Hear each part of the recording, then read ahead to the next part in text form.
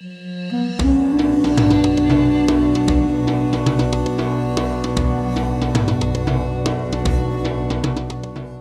Taneja, India's leading energy expert. Narendra, the outlook for India remains somewhat positive. We have a report overnight that India Economic Survey for the year coming, the financial fiscal year 23-24, slowest in 3 years, but still forecast to be well above 6%. Some solid growth still in the Indian economy, despite the backdrop of in global recession in possible Europe and elsewhere.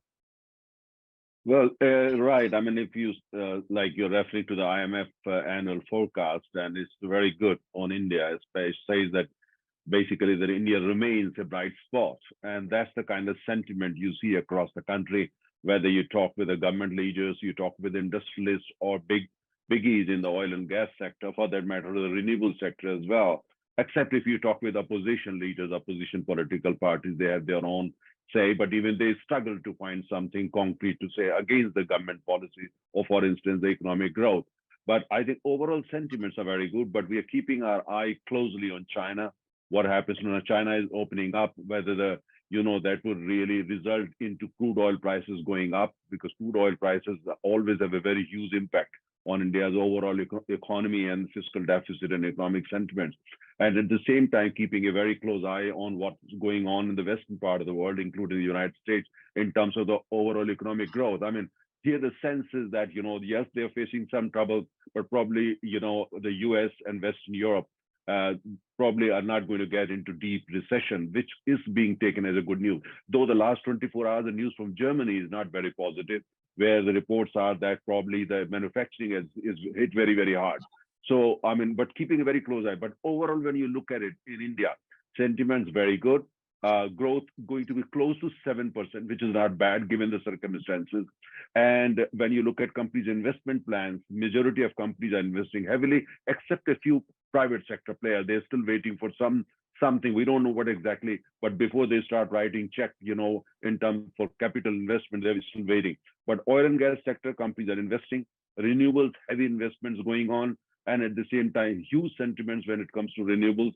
And but overall, when you look at it, there are the sentiment, but the small manufacturing units, they are still suffering, they're still facing challenges, and they're still hoping the government will come out with some kind of incentive. We have national budget being presented in parliament tomorrow. They're hoping the government will kind of try to handhold for a little longer time. But agriculture output and the growth is very good, about 3.5%, which is tremendous for an economy like India. So I think overall, when you see the picture from New Delhi, whether the energy landscape or the economy landscape, it looks reasonably comfortable. As we move forward, of course, like in the US, I suppose, to a certain extent, certainly in India, we're moving into another election cycle with the parliament elections in 2024.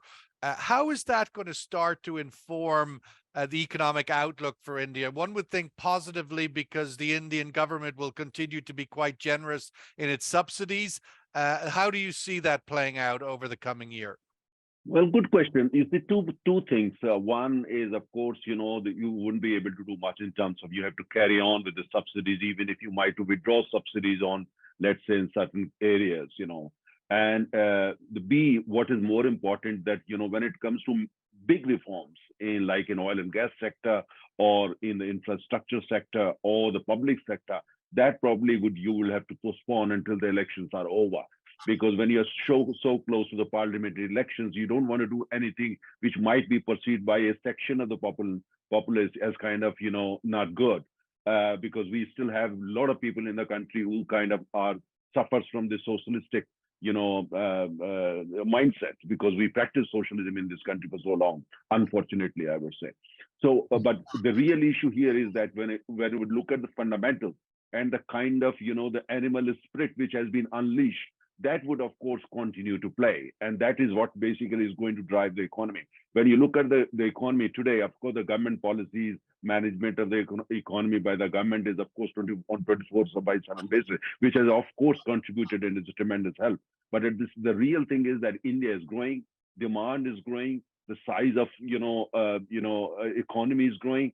And at the same time, in India, when you talk to the young people, especially in northern India, western India, and southern India, when you talk, they all want to be entrepreneurs. For them, role models are people like Bill Gates or Elon Musk and all that. So, and every day people are want to get into kind of some kind of startup, quitting their job, and they want to start something of their own. So this entrepreneurship, this new culture, that is changing the economic landscape in India. But allow me to just point out one thing on China. I think the real issue that the way we look at China is the perception. China might recover faster than what, for instance, some people might have projected. But the point is that China today is facing huge issue in terms of how China is perceived by big investors and the global community as a whole. Whether you're part of the Western world, or you're India, you're Japan, or you're Vietnam, ASEAN, or Indonesia, and all that. So most countries, most investors that I interact with, especially from the West and Japan, they don't want to kind of put all baskets in China. They're talking of China plus. So they're looking for other countries for investments like India, Vietnam, Indonesia, even go prepared to go even to Africa, and so on and so forth. That is what is important. So I think the kind of politics and the economic policy that is being practiced by the present regime in Beijing is creating these kind of things, which might end up actually helping countries like India and Vietnam, Indonesia to attract more investment, especially from Western companies and Japanese and a few others. So which we look upon that as an opportunity. And at the same time, you see that happening across India, even in Bangladesh, you can see that, Indonesia, you see that, in Vietnam, of course. So I think that's a very important area, how the economic landscape, energy landscape is changing. Like, very quickly, last line, I want to point out, look at renewables, for instance. Our dependence on China for renewables equipment, especially solar, is close to 89%. But we have now come out with a plan. We want to bring it down to zero within the next few years. So gigafactories are being built for that. And we gather similar reports from other parts of Asia. And that's going to have a kind of impact on Chinese economy eventually. So a lot is going on. What eventually happens is the perception, and perception right now with regard to China is not very attractive. Your thoughts on that question, that the Fed and most central banks, well, at least the Western banks, the UK, Bank of England, the ECB, are expecting to tighten a bit more aggressively, but the Fed is softening. We're getting close to that, what appears to be that peak interest rate cycle, which will supposedly slow down the major Western OECD economies. Your thoughts on what the impact of that might be? Well, I mean, if you look traditionally, and especially the last 5-7 months, we have seen that, Western economies, and even economies like India, they blindly follow the Fed. I mean, when they increase the rate, they increase. When they decrease, they decrease. And in India, it's exactly the same pattern. And in fact, last time I was one of those who criticized it. I said, why are we just going, just copying them? So because our central bank had also increased the interest rates. So I think this time is going to be slightly different, because we see the behavior. For instance, Indian economy is quite different. We see the similar situation in Europe. Britain is a different story. It's a sad story rather. Germany, these are some new developments. We don't know how Germany is going to react.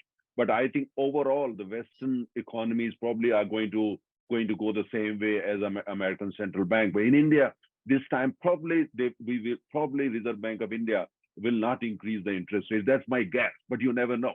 Because the important thing is that Indian economy, the economy and democracy are closely aligned with the Western economies.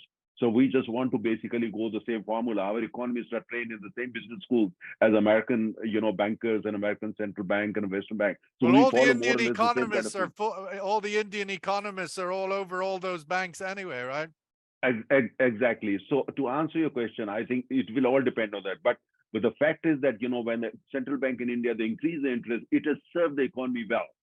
Now inflation is under control, especially the retail inflation is actually coming down. If you look at data of last 6 weeks, which makes politically, a good climate for the government, because inflation has been a big issue, public issue across the country. Now that we move into the election mode, this will become even more important. So if the central bank decides to basically, if the Fed decides to bring down, but I think Central Bank India might still decide to increase maybe by 0.5% or so, because here, whatever they've done so far, it has served the economy well. And right now the agenda is to make sure the inflation is kept under control, because When inflation is high and with oil prices not really going through the roof, I think they probably are focused more how do we control the inflation for ordinary Indian consumers, and that's politically the most important constituency for the government.